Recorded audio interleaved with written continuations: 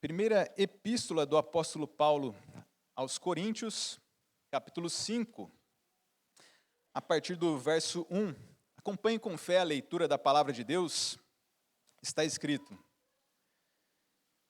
geralmente se ouve que há entre vós imoralidade, e imoralidade tal, como nem mesmo entre os gentios.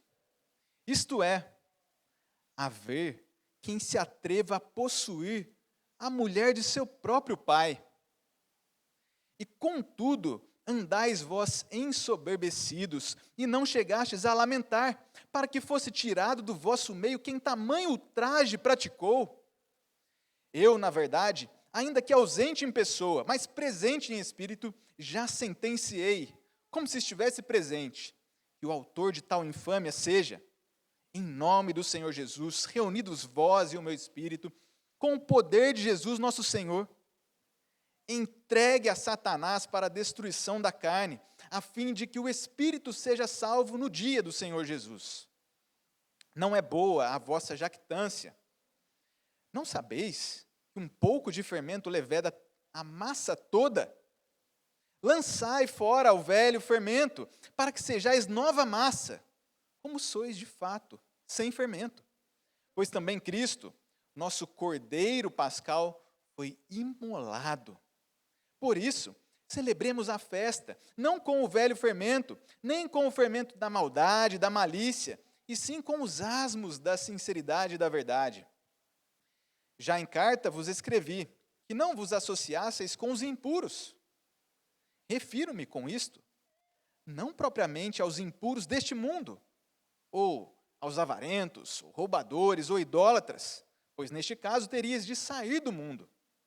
Mas agora vos escrevo que não vos associeis com alguém que, dizendo-se irmão, for impuro, ou avarento, ou idólatra, ou maldizente, ou beberrão, ou roubador. Com esse tal, nem ainda comais. Pois com que direito haveria eu de julgar os de fora? Não julgais vós os de dentro? Os de fora, porém, Deus os julgará. Expulsai, pois, de entre vós o malfeitor. Até aqui a leitura da palavra de Deus. Oremos.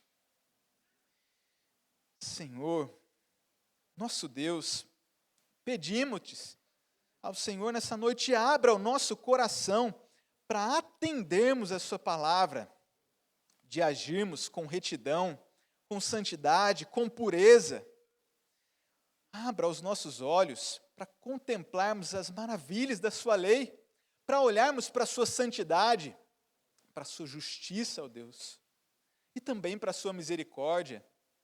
Que o Senhor possa corrigir os nossos pensamentos nesta noite, que não venhamos a pensar sobre Ti conforme a nossa própria imaginação, mas como o Senhor mesmo fala nas Escrituras. Que também, ó Deus, não venhamos a agir na igreja ou em casa de acordo com sentimentos pecaminosos, mas com sentimentos purificados pelo Senhor, de acordo com a sua palavra. Ajuda-nos, ó Deus, nessa noite, a receber a sua palavra com fé, a ter o Senhor engrandecido diante de nós e ter a nossa vida mudada a partir da sua palavra. Em Cristo Jesus que nós oramos. Amém. Os irmãos podem se assentar.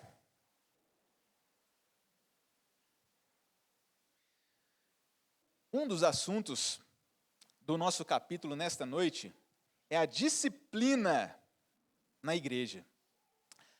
A forma como a igreja lida, condena, trata a questão do pecado, especialmente o pecado público. Ou seja, este assunto tem tudo a ver com a forma cada um de nós aqui age enquanto igreja reunida como assembleia para tratar de assuntos disciplinares, mas tem tudo a ver com cada um de nós também, na forma como a gente entende a disciplina e age de acordo ou não com a disciplina no nosso dia a dia. A gente vai ver a respeito desse assunto e outros mais, olhando para este capítulo novamente, a partir deste estudo que leva ao nome busquem a pureza no convívio cristão. Busquem a pureza no convívio cristão. Este capítulo fala sobre pecado, sobre pureza, sobre convivência.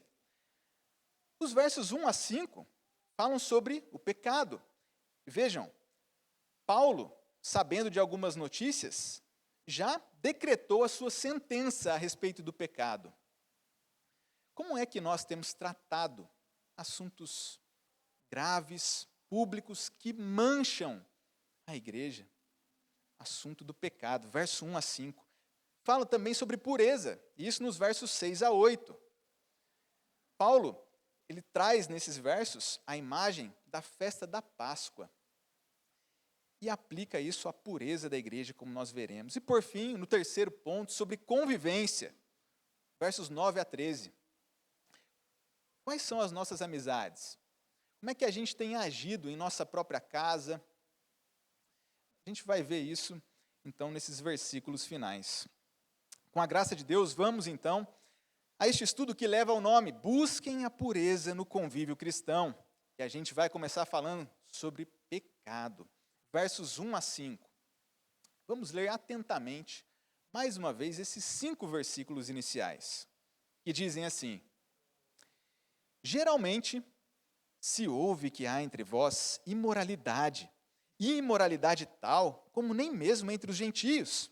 Isto é, haver quem se atreva a possuir a mulher de seu próprio pai. E contudo, andais vós ensoberbecidos e não chegastes a lamentar, para que fosse tirado do vosso meio quem tamanho ultraje praticou? Eu, na verdade, ainda que ausente em pessoa, mas presente em espírito, já sentenciei, como se estivesse presente, que o autor de tal infâmia seja, em nome do Senhor Jesus, reunidos vós e o meu espírito, com o poder de Jesus, nosso Senhor, entregue a Satanás para a destruição da carne, a fim de que o espírito seja salvo no dia do Senhor Jesus. Vocês que têm acompanhado aqui esta série de exposições na carta de 1 aos Coríntios, certamente perceberam que os 4 primeiros capítulos que nós já estudamos tratavam especialmente de algumas coisas que o apóstolo Paulo, o escritor inspirado por Deus, veio a saber a partir da família de Cloe.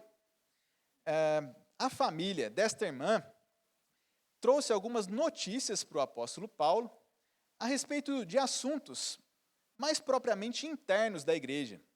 Aquela questão deles estarem idolatrando algumas personalidades, alguns pregadores, fazendo isso por própria conta e não por culpa dos pregadores. Então, alguns assuntos internos da igreja, assuntos pelos quais os coríntios deviam ser repreendidos e corrigidos, coisa que nós já vimos, internos. Mas agora, nesse 5º capítulo, o apóstolo começa dizendo: geralmente se ouve que há entre vós. E, então, as notícias das quais o apóstolo trata a partir de agora, não são mais notícias internas, do âmbito da igreja, de erro que eles cometeram dentro da comunidade da fé, mas são assuntos que se ouve até mesmo fora lá da comunidade de Corinto, assunto público. E quando um apóstolo lá do passado, ou quando um pastor de hoje, ouve alguma notícia a respeito dos crentes, se a notícia é boa, certamente o pastor vai ficar muito feliz.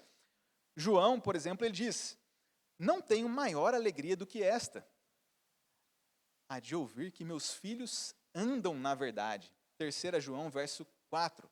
Alegria do pastor, saber sobre o proceder correto de cada um dos crentes, suas ovelhas pastoreadas, que ouvem frequentemente a palavra e que estão agindo de conformidade com o que têm ouvido.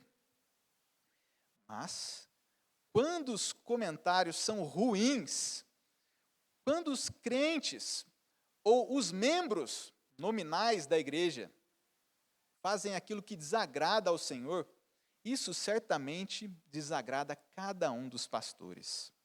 E era o caso dessa notícia pública lá de Corinto. O próprio apóstolo Paulo, na segunda carta, ele diz sobre a tristeza de saber sobre pecados lá daquela comunidade. Lá na segunda carta, ele vai falar sobre o seu receio de encontrar-se novamente com os coríntios, e ele diz, de modo que eu venha a chorar por muitos que outrora pecaram e não se arrependeram. Lá na segunda carta, capítulo 12, verso 21. Chorar, se humilhar, por saber de pecados não arrependidos, pelos quais eles não se arrependeram. É dessa forma, com tristeza também, que o apóstolo escreve aos crentes lá da Galácia. Ele diz, meus filhos, por quem de novo sofrem as dores de parto, até ser Cristo formado em vós.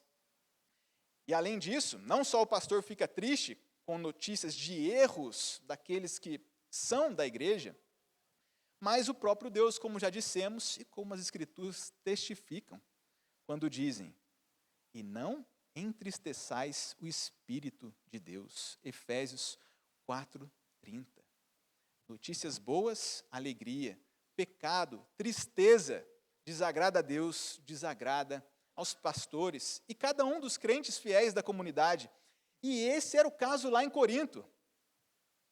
A notícia já pública de um pecado, de um escândalo, porque aquilo que Paulo ouvia era que existia imoralidade, é o que nós lemos aqui, um pecado e escândalo público.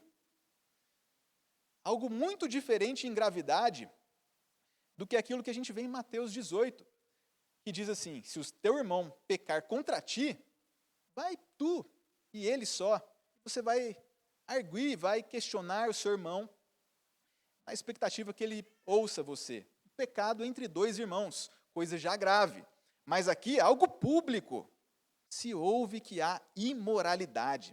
Um termo bastante abrangente, usado nas Escrituras, para qualquer mudança do padrão de casamento.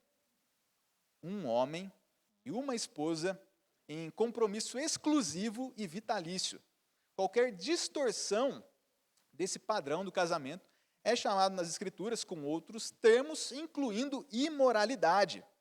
Contextos como fornicação, adultério, incesto, homossexualidade, bestialidades, prostituição e luxúria.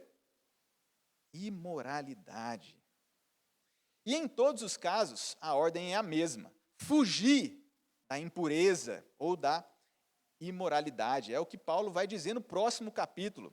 Fujam da impureza, da imoralidade. Mesma palavra, traduzida de modo diferente. Quando ele escreve aos Efésios, Paulo diz que a impudicícia, ou seja, as coisas sem pudor, não devem nem mesmo ser nomeadas entre os crentes, como convém aos santos. Isso em Efésios 5:3. Essas coisas imorais, impuras, não devem nem mesmo fazer parte da conversação dos crentes. Quem dirá alguém da igreja cair em grave pecado de imoralidade? Sempre algo grave. Porém, aqui, ainda mais grave. Porque o apóstolo escreve, vejam, e imoralidade tal como nem mesmo entre os gentios, nem mesmo entre os descrentes. Os gentios aqui são os de fora da igreja. Os versos finais desse capítulo deixam isso muito claro, essa distinção entre os de dentro da igreja e os de fora.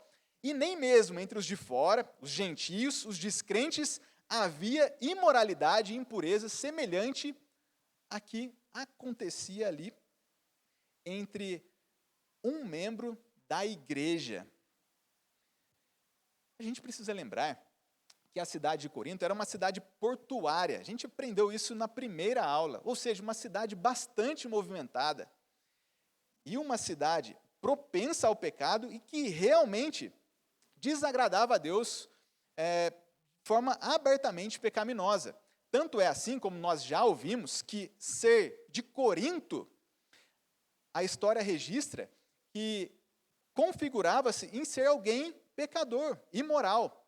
O termo corintiano, segundo a história, e atrelado não ao time do Corinthians, mas o termo corintiano atrelado lá à antiga cidade de Corinto, era um termo pejorativo, um termo ofensivo no seguinte sentido: se alguém era de Corinto, quase que automaticamente pecador, imoral, descrente. Mas agora aqui, alguém da igreja conseguiu agir de modo pior do que os lá de fora. E qual que é o resultado disso? Quando lá fora dizem, quando se ouve que há imoralidade dentro da comunidade, qual que é o resultado disso? Quando Paulo escreve aos Romanos, ele acusa os judeus dizendo: o nome de Deus é blasfemado entre os gentios por vossa causa. Romanos 2, 23 e 24. Num contexto de transgressão, desobediência à lei de Deus. Quando alguém de dentro da igreja desobedece a Deus de modo tão grave e público, esse é o resultado. O nome de Deus é blasfemado entre os descrentes. E todos nós deveríamos ter prudência em relação a isso, a zelar pelo nome de Deus. Paulo, escrevendo a Timóteo, ele diz que o trabalhador, aquele que está debaixo de jugo, deve considerar digno de toda a honra o próprio Senhor, o próprio patrão, para que o nome de Deus e a doutrina não sejam blasfemados. 1 Timóteo, capítulo 6, verso 1. O proceder de cada crente, lá no ambiente de trabalho, deve levar em conta isso, um proceder fiel para que o nome de Deus e a doutrina não sejam blasfemados. Mas aqui, em Corinto, com esta situação, havia escândalo, pior que os descrentes. E do que se tratava? Nós vemos aqui. Isto é, haver quem se atreva a possuir a mulher de seu próprio pai. Alguém da igreja estava tendo relações íntimas com a madrasta. A madrasta. E não a mãe. Como nós lemos aqui, já indica, trata-se da esposa do pai, não necessariamente a mãe do filho. Não sabemos qual a condição, se aquele homem, num primeiro casamento, ele chegou a ficar viúvo.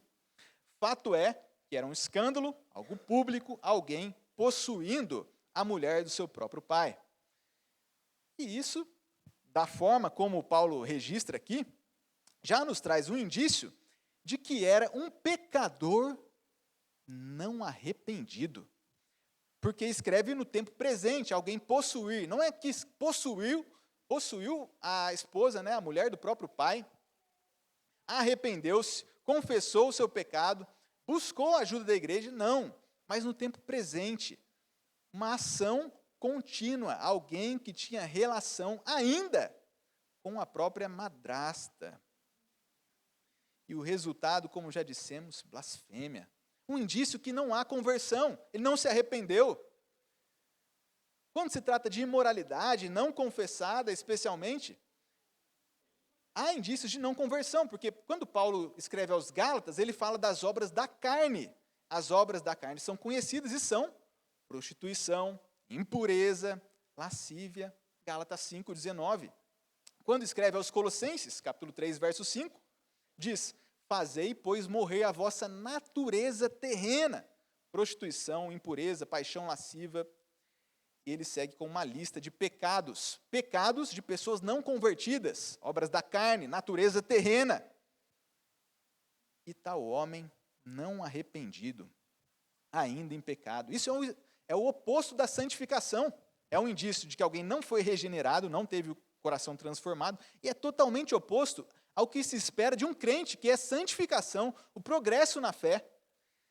Quando Paulo escreve aos Tessalonicenses, ele diz: pois esta é a vontade de Deus, a vossa santificação, que vos abstenhais da prostituição. Mesma palavra, impureza, a mesma palavra de imoralidade aqui. Esta é a vontade de Deus, santificação, e o contraste com a imoralidade, 1 Tessalonicenses 4:3. Ou seja, alguns indícios de que não era convertido e muito evidente que ele não estava seguindo no caminho da santificação, não estava agindo conforme a vontade de Deus. E não foi um caso isolado, como já dissemos. E como se não bastasse, diante desse pecado público de um homem com a madrasta, qual era a reação da igreja? O verso 2 diz: e contudo, andais vós ensoberbecidos. A igreja orgulhosa. A gente já viu muito disso, especialmente naqueles pecados dos coríntios, de considerarem os pastores como celebridades, como os influencers da época, e fazendo isso de modo, obviamente, pecaminoso. Ensoberbecidos e orgulhosos, porque olhavam para essa figura pública como quem de fora da igreja olhava para os filósofos, apegados à sabedoria do mundo, à retórica. Então, os coríntios, como já vimos, queriam imitar o proceder dos de fora, confiando na sabedoria do mundo, na retórica, e não no poder de Deus, que é a cruz. E, obviamente, confiando nesta sabedoria, falsa sabedoria, eles estavam ensoberbecidos e continuavam nesse estado, mesmo diante de grave pecado. É o que diz aqui. Andais vós ensoberbecidos. Também não é o caso em de que eles se orgulharam, se arrependeram, especialmente diante daquele pecado grave. Não, eles continuavam assim. Um dia ficaram orgulhosos, no dia seguinte, e enquanto Paulo escrevia, a situação era a mesma. Orgulhosos. A gente vai ver no próximo capítulo, capítulo 6, que esse orgulho, em relação à sabedoria, falsa sabedoria do mundo, era um orgulho que afetava a teologia dos coríntios. No próximo capítulo, Paulo fala aqui, na continuidade da carta, sobre alguns dos slogans lá dos coríntios. Tudo me é lícito. E o outro slogan era que o estômago ele foi criado para o alimento, e Deus vai destruir tanto o estômago quanto o alimento. Algo mais ou menos assim. Quando a gente chegar lá no capítulo 15, a gente vai perceber que eles não davam crédito à ressurreição do corpo, e se eles não acreditavam em ressurreição do corpo, isso se desdobrava no dia a dia. Porque o que faz com o corpo, por exemplo, possuir a madrasta, isso não importa. Deus vai destruir o pensamento errado deles, Deus vai destruir tanto os alimentos como o nosso estômago. Ou comem, bebem à vontade e se divertem de modo pecaminoso. A gente vai ver sobre isso, a influência, então, da soberba, da sabedoria do mundo na teologia dos coríntios. Mas, por ora, basta a gente entender aqui que eles continuavam soberbos diante de tal pecado, quando, na verdade, a postura deveria ser a que o apóstolo adverte. Vejam o que está escrito. E não chegastes a lamentar, para que fosse tirado do vosso meio quem tamanho ultraje praticou. O contraste aqui é entre a soberba e o lamento. A igreja não deveria estar em orgulho, soberba, diante de tamanho pecado. Eles estavam se considerando, por assim dizer, espiritualmente maduros, orgulhosos, quando, na verdade, eles deviam estar pranteando em luto e em disciplina. Um pecado após o outro, para a tristeza da igreja. E isso era muito semelhante ao que a gente lê lá na igreja, mencionado em Apocalipse, essa soberba, quando na verdade deveria haver arrependimento e tristeza. Lá na igreja, mencionada em Apocalipse, nós lemos que a igreja dizia: estou rico, abastado, não preciso de coisa alguma. Mas na verdade, eram infeliz, miseráveis, pobres, cegos e nus. Apocalipse 3,17. Irmãos, nós precisamos condenar o pecado em nós mesmos, nos outros. Precisamos também ter uma consciência a respeito da nossa própria maturidade, da nossa condição espiritual. Não devemos agir com soberba, orgulho pecaminoso, ainda mais diante de tamanha gravidade. E vejam o perigo de alguns ensinos dos nossos dias. Alguns ensinam e até apregoam que a gente deve se sentir bem, a qualquer custo. Sabe aquelas pregações, falsas pregações, ou palestras motivacionais, coisas que encontramos na internet, de que nós devemos valorizar a nós mesmos, aumentar a autoestima, ou seja, se sentir bem a qualquer custo. Isso é absolutamente perigoso, uma felicidade ilusória. Porque a felicidade, a soberba diante do pecado, uma hora vai encontrar o devido julgamento. Paulo, escrevendo aos Tessalonicenses, ele diz: quando andarem dizendo paz, segurança, em outras palavras, vai tudo bem, eis que lhes virá repentina destruição, e de nenhum modo escaparão. 1 aos Tessalonicenses 5:3. Não devemos dar ouvidos a esse tipo de pregação, de palestra, de incentivo a nos sentirmos bem a qualquer custo. Uma felicidade ilusória. Irmão, você não vai ser feliz pecando, desagradando a Deus. Mais cedo ou mais tarde, você receberá o devido julgamento.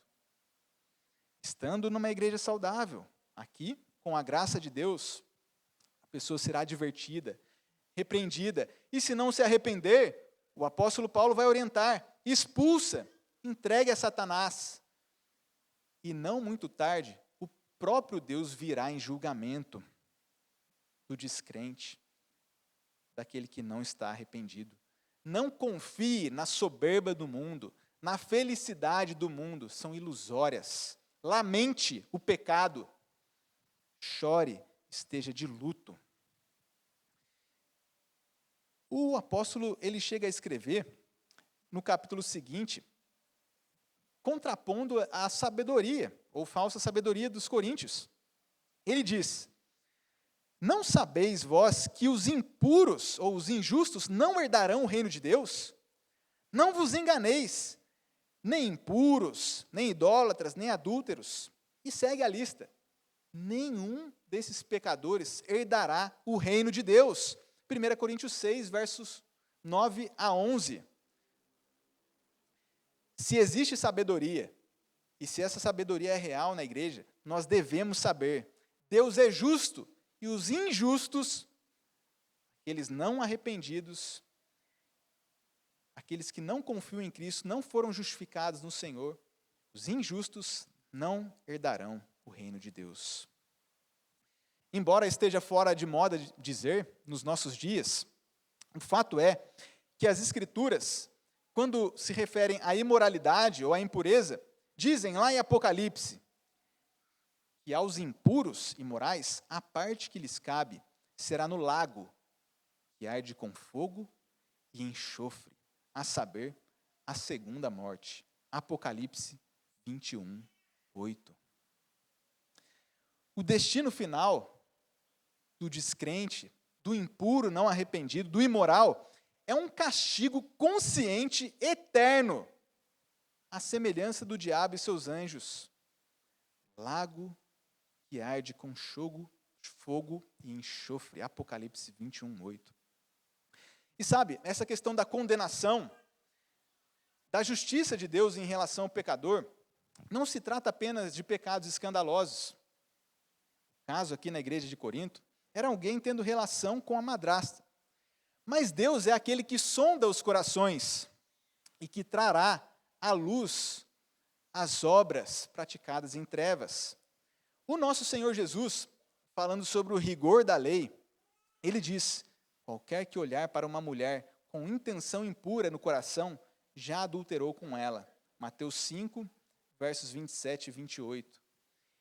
Em resumo, se alguém está em pecado, independente de qual seja, arrependa-se. Arrependa-se hoje. Creia, a nossa única esperança é o Cristo anunciado aqui, que foi sacrificado, imolado. Queridos, não há como fugir de Deus, o justo juiz.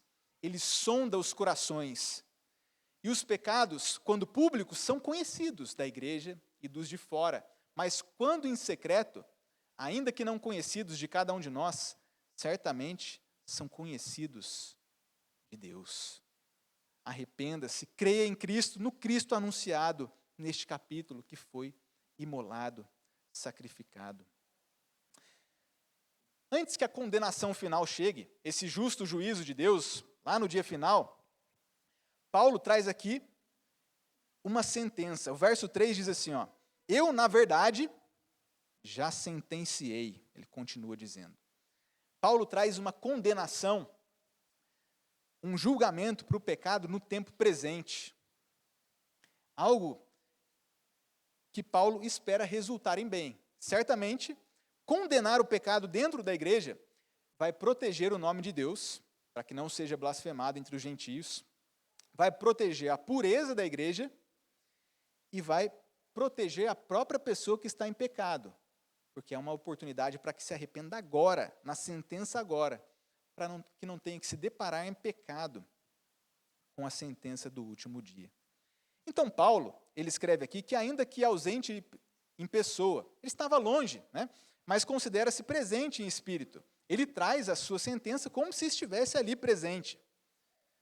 Precisou do apóstolo, que estava longe, para que se trouxesse ali uma atitude correta de julgamento, de sentença em relação àquele pecado. E a sentença dele, irmãos, é a que consta aqui, versos 4, ou melhor, versos 3 e 5. A sentença dele é que o autor de tal infâmia, verso 4, seja entregue a Satanás. É o que diz aí no verso 5. Essa é a sentença do apóstolo. Se existem pecados conhecidos na igreja, esses pecados têm que ser tratados. Pecados entre um irmão e outro, aquele lá de Mateus 18, como nós mencionamos, o irmão vai até o outro, repreende. Pecados públicos, dos quais o pecador não se arrependeu, é o que está aqui. Disciplina igualmente pública, que seja entregue a Satanás.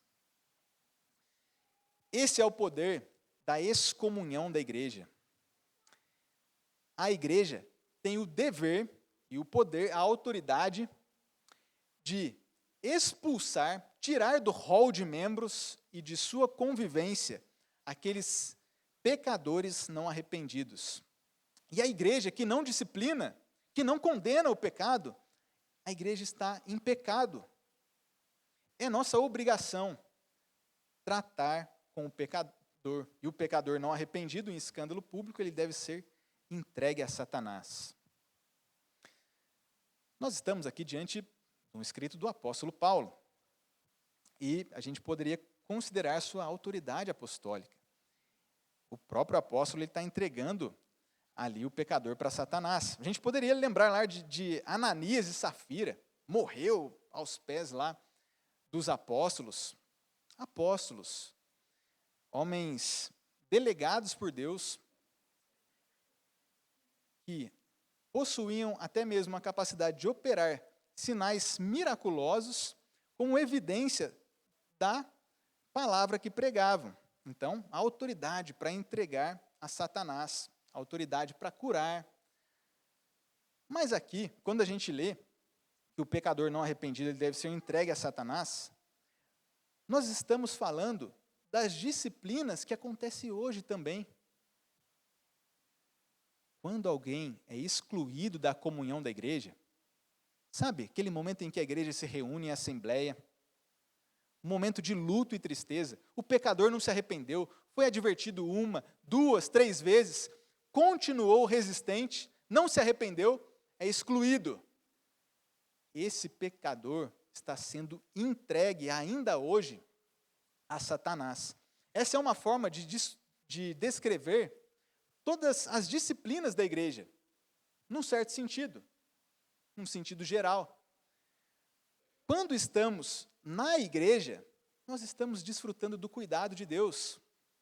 E cada crente verdadeiro, ele está desfrutando do cuidado do seu supremo pastor. Mas quando um descrente, ele se passa por crente e convive um tempinho no meio da igreja, ainda assim, até o descrente desfruta de muitos benefícios. O autor aos Hebreus fala sobre isso, que os descrentes que conviveram ali na igreja, que depois mostraram que eram falsos, que se apostataram, eles desfrutaram de dons celestiais. Quanta coisa boa há na igreja. Poderíamos falar aqui da questão da hospitalidade, da ajuda mútua, do serviço. Quanta exortação há nas Escrituras, um mandamento santo, justo e bom sendo pregado, até um descrente desfruta de coisas boas no convívio da igreja. Mas quando alguém, então, manifesta realmente uma falsa fé e é excluído da igreja, ele não tem mais esses cuidados que antes tinha. A sua falsa fé, se for um descrente, vai ser evidenciada e ele estará entregue a Satanás. Quando Paulo escreve aos Efésios, ele fala sobre o espírito que agora atua nos filhos da desobediência.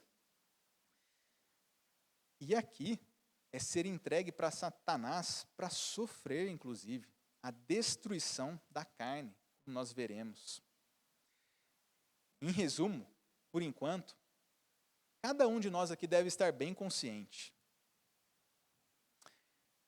Existem alguns casos em que pessoas são chamadas ao gabinete pastoral para prestar contas de sua vida. E pasmem, existe gente que às vezes diz: eu prefiro namorar alguém de fora da igreja, ainda que eu seja excluído da igreja. Existe gente que age assim, se submete a ter o seu nome lido na assembleia da igreja, ser expulso porque está apaixonada pelo pecado, quer namorar alguém descrente, ou quer ficar ausente da igreja, muito tempo, 1 mês sem vir à igreja, 2, 3 meses, a pessoa falta aos cultos, e quando é repreendida, advertida, ensinada, a pessoa diz: eu estou muito atarefada, eu prefiro continuar faltando os cultos, ter o meu nome excluído do hall de membros, ter o meu nome lido na assembleia. Existe gente que age assim. Existe gente que muda de cidade e quando chega para outra cidade, demora para procurar uma igreja para frequentar. Demora 1, 2, 3 meses, e quando advertida, quando ensinada, diz: não, eu prefiro ser desligado da igreja por abandono mesmo. Estou muito atarefado, tenho muitas coisas para fazer, e não tem problema. Pode ler o meu nome na assembleia, pode me excluir. Em outras palavras, sabe o que cada um desses casos, e tantos outros, está conectado aqui ao nosso texto? Pessoas que agem assim, estão, na verdade, assinando a sua própria sentença de serem entregues a Satanás. Quando a igreja está reunida, e esse é o caso aqui, Paulo orienta os coríntios que eles deviam estar reunidos vós e o meu espírito. Quando a igreja está reunida em assembleia e exclui alguém do hall de membros, da convivência da igreja, o excluído está sendo entregue a Satanás. Não vai mais desfrutar da boa amizade da igreja. No final desse capítulo a gente vai ver sobre isso. Não é mais para o excluído tomar café, assentar-se para almoçar, para bater um papo como se estivesse tudo bem. Ou seja, o excluído está assinando a sua sentença de que quer estar longe dos cuidados pastorais, dos cuidados da igreja, e estar entregue a Satanás. Irmãos, quando isso acontece na assembleia, de alguém ser excluído, agora ficou claro para a gente que não se trata de uma decisão autoritativa, de uma invenção. Ficou ainda mais claro. Isso está de acordo com a palavra inspirada do apóstolo e está de acordo com o que o nosso próprio Senhor Jesus ensina. Porque não há diferença. Quando lemos na nossa Bíblia, a palavra do apóstolo e a palavra de Cristo são ambas palavras verdadeiras, fidedignas. Quando nós olhamos para uma Bíblia colorida, por exemplo, com as palavras do Senhor Jesus em vermelho e as demais em preto, isso é apenas algo didático. Mas a palavra do apóstolo inspirado, escrevendo, é uma palavra tão autoritativa quanto a palavra de Cristo. É a palavra do próprio Deus na boca do apóstolo ou na pena do escritor. A prova disso é o verso 4 que está dizendo aqui. Essa sentença do apóstolo está de acordo com o Senhor Jesus. Vejam só o verso 4. É uma sentença em nome do Senhor Jesus. Reunidos vós e o meu espírito, com o poder de Jesus, o nosso Senhor. Quando a igreja está reunida em assembleia para excluir um pecador não arrependido, está agindo em nome do Senhor Jesus, com o poder do nosso Senhor. Foi Cristo mesmo quem orientou. E se um irmão pecar contra o outro, depois de advertido não se arrepender, depois de testemunhas advertindo não se arrepender, depois de ser apresentado à igreja, terceiro passo, lá em Mateus 18, ele não se arrepender, o que o Senhor Jesus falou? Continua insistindo? Toma um café com ele? Não, esse tal deve ser considerado gentio e publicano. Imagina um judeu ouvindo isso. Um judeu sabendo que se ele não se arrepender de um pecado, ele vai ser considerado gentio. Sabe, alguém que não pertence à família, ao povo pactual de Deus. Ou um publicano. Publicano era aquele judeu traidor, por assim dizer. O publicano era o que cobrava impostos dos outros judeus. E o que o nosso Senhor Jesus diz, obviamente, em harmonia com o que o apóstolo diz, o nosso Senhor Jesus diz que o pecador não arrependido, depois das devidas advertências, deve ser considerado gentio e publicano. O apóstolo está de acordo, o Senhor Jesus, e obviamente, Deus, Pai, Filho e Espírito Santo. Porque lá naquele texto de Mateus 18, o que o Senhor Jesus diz, né, Mateus registra isso, é de que quando a igreja está reunida, 2 ou 3, no nome do Senhor Jesus, aquilo que a igreja pede, o Pai nos céus concede. Ou seja, a exclusão de alguém, quando devidamente feita, é uma exclusão da parte do próprio Deus. Pai, Filho, o Espírito Santo, é uma exclusão do apóstolo, é uma exclusão que deve ocorrer, fiel, fidedigna, necessária, obrigatória.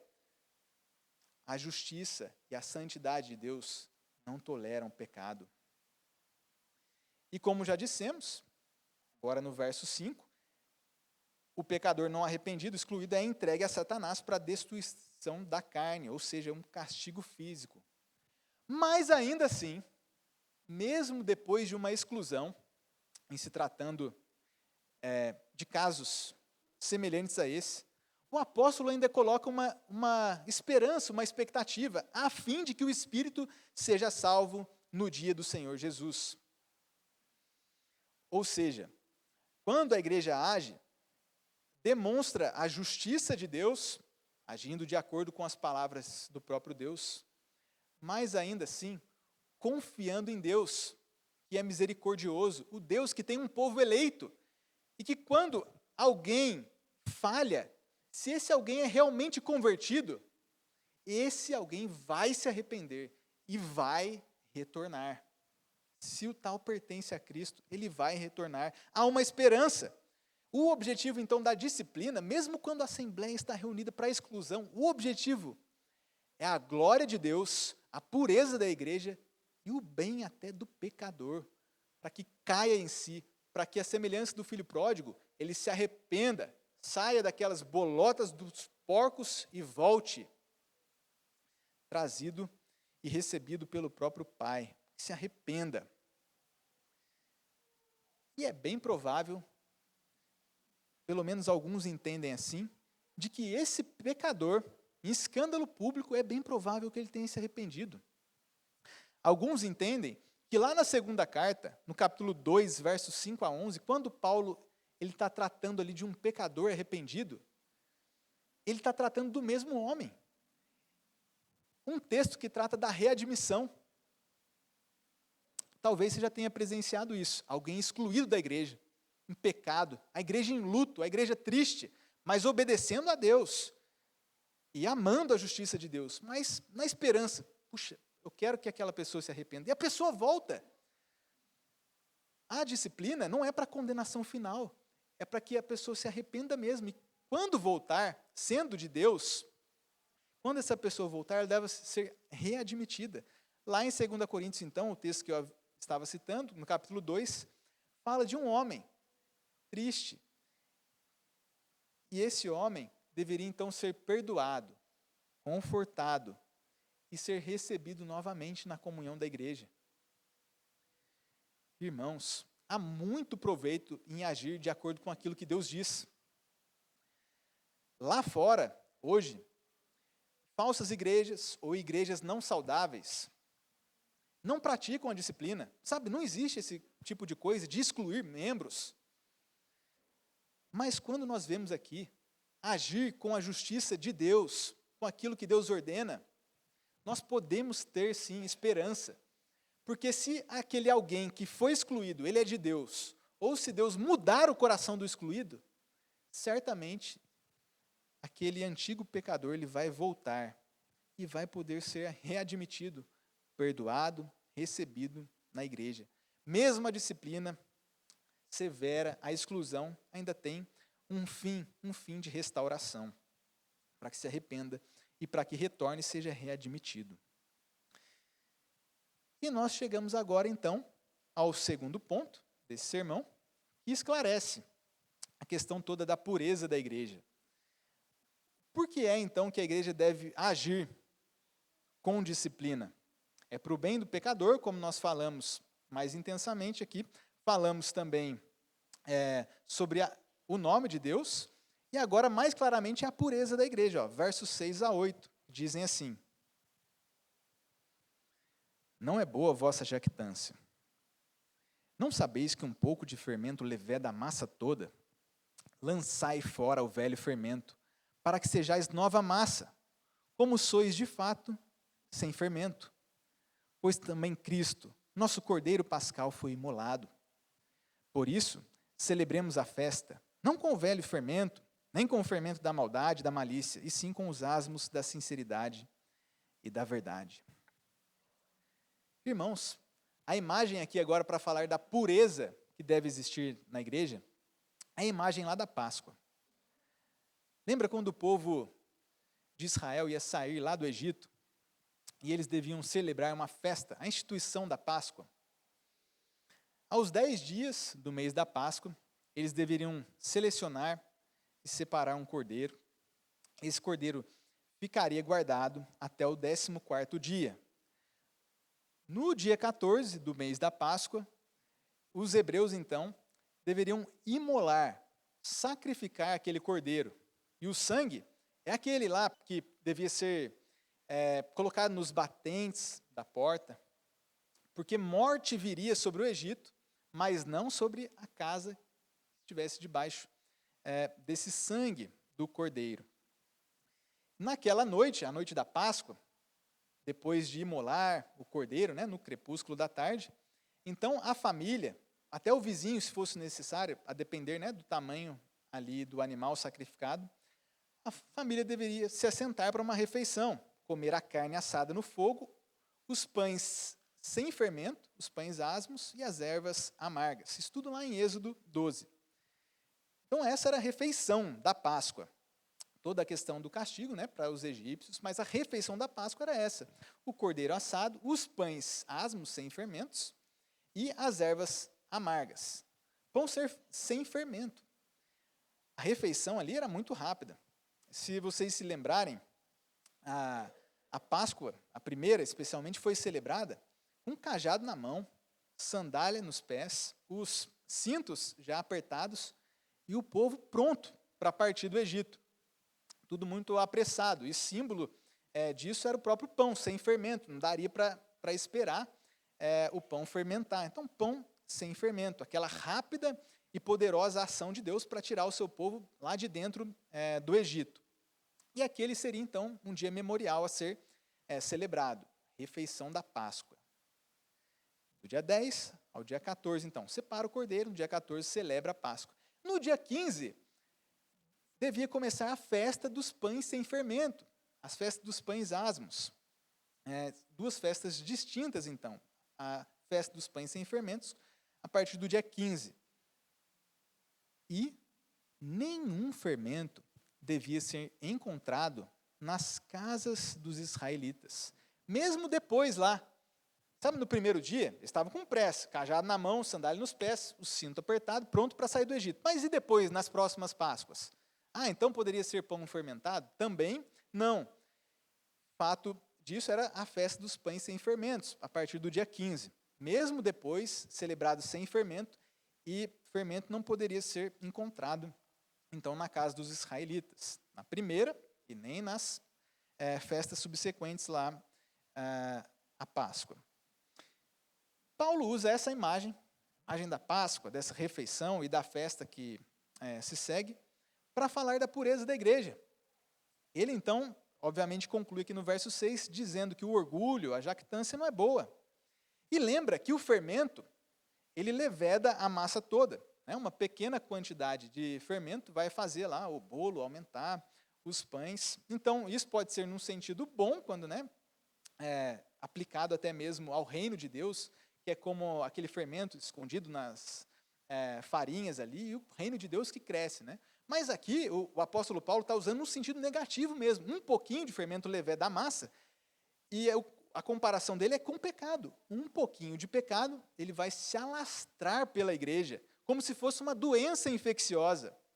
Mais adiante, o apóstolo vai dizer, não vos enganeis, as más conversações corrompem os bons costumes. 1 Coríntios, capítulo 15, verso 33. Más conversações corrompem. Assim como o fermento se alastra, ou a doença infecciosa, assim também o pecado, desde uma conversa atravessada, e quanto mais num pecado escandaloso, que era o caso aqui. Então, qual que é a ordem no verso 7? Lançai fora o velho fermento, né? Vai expulsar o pecador, vai remover o pecado da igreja, para que sejais nova massa, é o que diz aqui. Um dos objetivos da disciplina da igreja, então, é a pureza, usado nessa imagem da Páscoa e dessa segunda festa. E o interessante é que Paulo fala aqui, para que sejais sem fermento, como de fato sois. Sabe essa nossa busca da igreja? A busca pela pureza, a paixão pela pureza. Puxa, uma igreja saudável, e a igreja que tem a correção mútua, assembleia se necessário, a igreja se reúne e trata com seriedade a questão do pecado, a igreja busca santificação. Sabe essa questão toda de santificação? Na verdade, é o resultado da obra de Cristo. Olha só, ele fala aqui, como sois de fato sem fermento.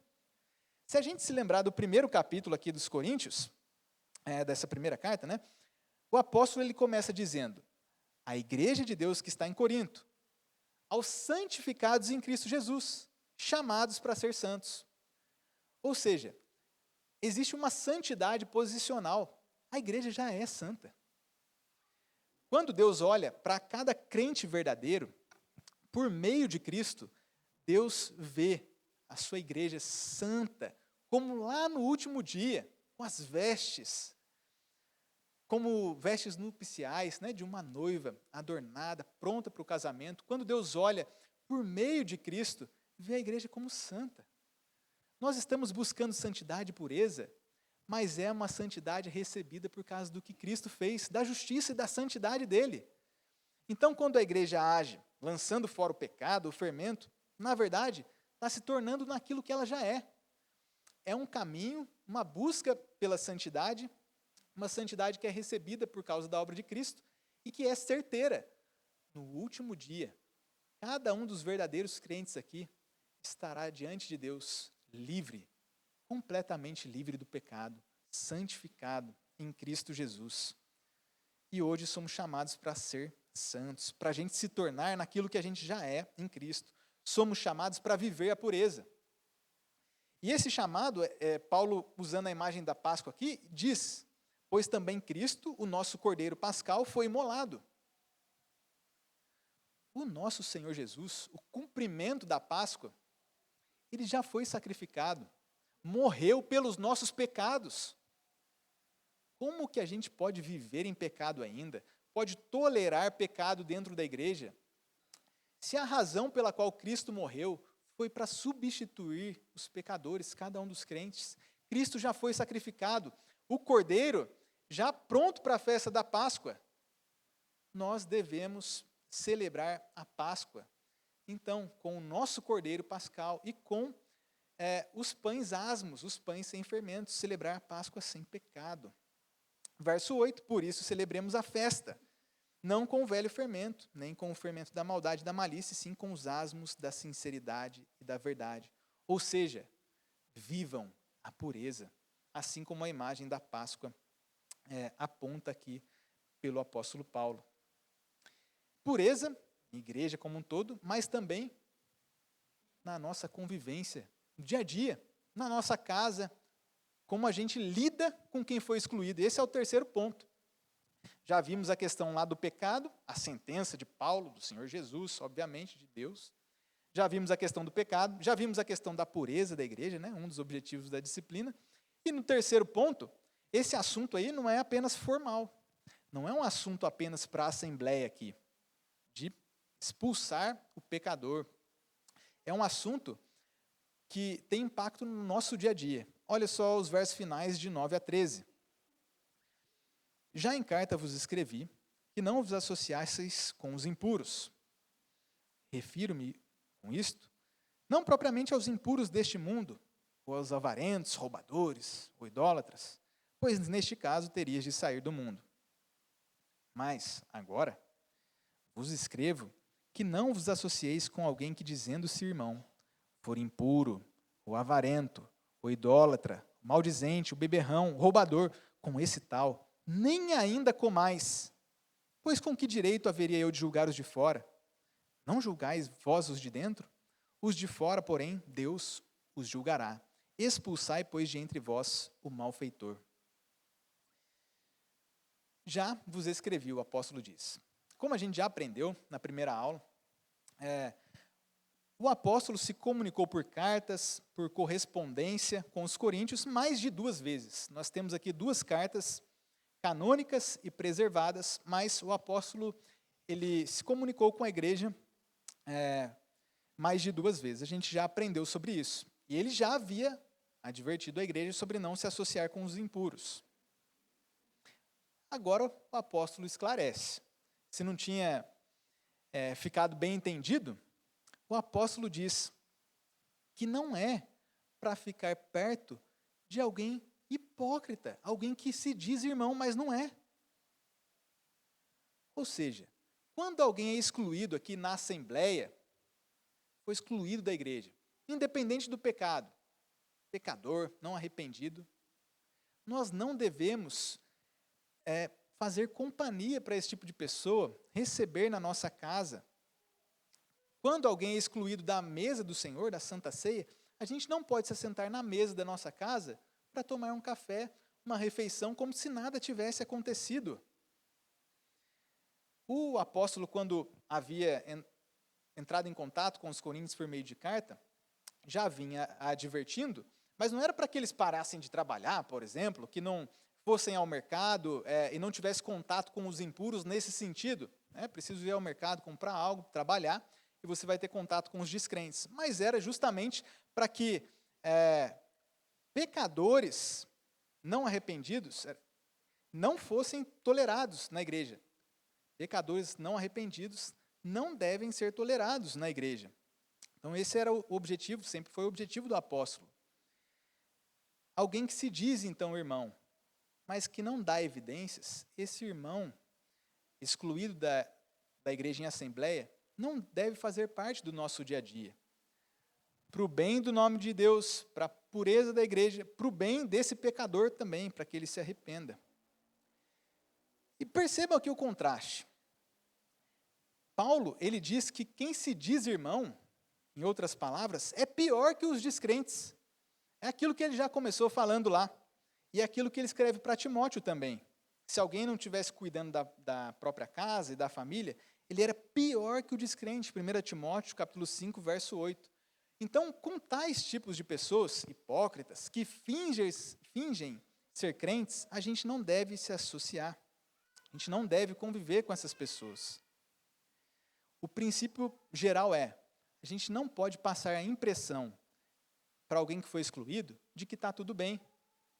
Num domingo, a igreja, a totalidade da igreja, obviamente, exclui a pessoa em obediência a Deus.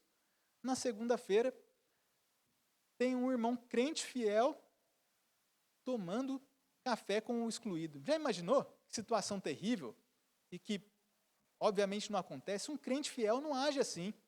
Seria igualmente um erro receber nas próprias casas, como se nada tivesse acontecido, alguém que foi, na verdade, excluído. Até porque, quando João escreve sua segunda epístola, ele diz que aquele que recebe em casa, que dá as boas-vindas para um falso mestre, alguém que não é crente, na verdade, esse alguém está se tornando cúmplice das suas obras más. Segundo João, lá nos versículos 10 e 11, João fala sobre isso. Não receber em casa, não dar as boas-vindas, e conviver com um pecador não arrependido é o mesmo que se tornar cúmplice. Então, Paulo conclui aqui dizendo que os de fora, os descrentes, o próprio Deus vai julgar. Mas a igreja tem que lutar pela pureza, em assembleia, reunida, e em suas próprias casas, no dia a dia. É o nosso dever julgar os de dentro. Em outras palavras, o apóstolo encerra dizendo: expulsai, pois, de entre vós o malfeitor. Uma frase muito semelhante àquele refrão que a gente encontra várias vezes lá em Deuteronômio, quando diz assim: e eliminarás o mal do meio de ti. É isso, expulsar de entre nós o malfeitor. Queridos, hoje nós vimos aqui uma mensagem a respeito da pureza da igreja, que nós devemos buscar a pureza no convívio cristão. Para isso, no primeiro ponto, nós vimos, devemos condenar o pecado, viver em pureza, a semelhança lá da comparação com a Páscoa. E, por fim, no terceiro ponto, nós devemos definir a nossa convivência, saber bem quem são as nossas amizades, aquilo que a gente aprova e aquilo que a gente desaprova.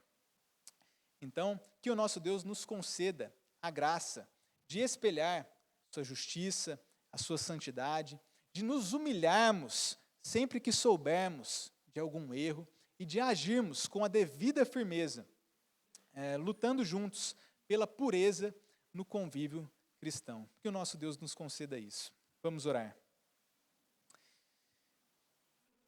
Senhor Deus,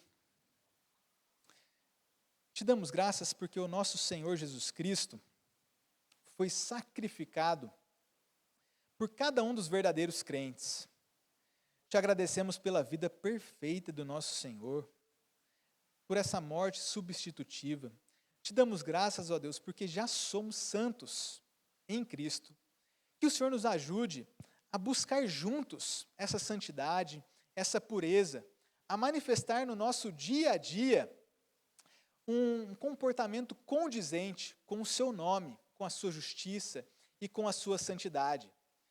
Que sempre que tivermos que corrigir pecados, que o Senhor nos conceda a devida humildade e humilhação para chorar, para lamentar e agir com firmeza, ó Deus, condenando o pecado, buscando arrependimento, a saúde da igreja, para a glória do seu nome, para que o seu nome seja santificado, para que o seu nome seja preservado entre os de fora, para que a igreja se mantenha pura, como de fato já é em Cristo, e para que qualquer pecador possa se arrepender diante da seriedade com a qual nós devemos lidar aqui em nosso meio. Que o Senhor nos conceda isso. Em Cristo Jesus que nós pedimos. Amém.